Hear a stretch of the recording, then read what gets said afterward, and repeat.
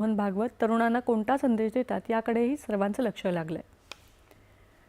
माहिती आणि प्रसारण मंत्रालयाच्या अंतर्गत कार्यरत असलेल्या राष्ट्रीय चित्रपट महामंडळानं आज मुंबईमध्ये ब्रिक्स वेव्स बाजारचं आयोजन केलंय।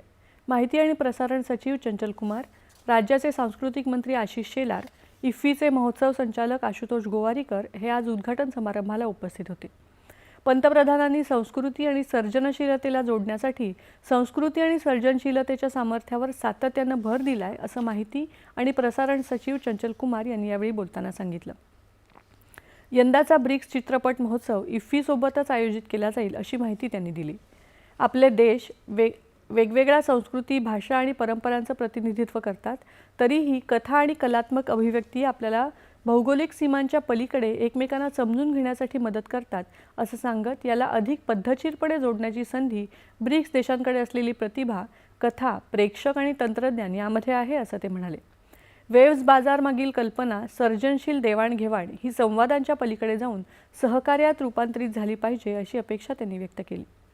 उद्घाटन सत्राला संबोधित करताना सांस्कृतिक कार्यमंत्री आशिष शेलार यांनी भारताच्या मनोरंजन क्षेत्राच्या महत्त्वावर सातत्यानं भर दिल्याबद्दल पंतप्रधान नरेंद्र मोदींची प्रशंसा केली।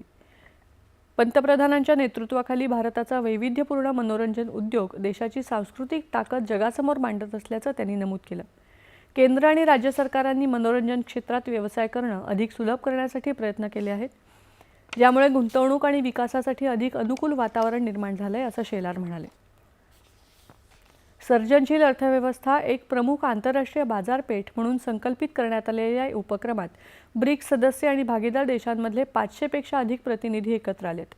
यामध्ये सरकार, उद्योग संघटना, निर्माते, गुंतवणूकदार, प्रसारक, OTT मंच, तंत्रज्ञान कंपन्या, स्टार्टअप्स, सांस्कृतिक संस्था आणि सर्जनशील क्षेत्रातील उद्योगांचे प्रतिनिधी यांचा समावेश आहे।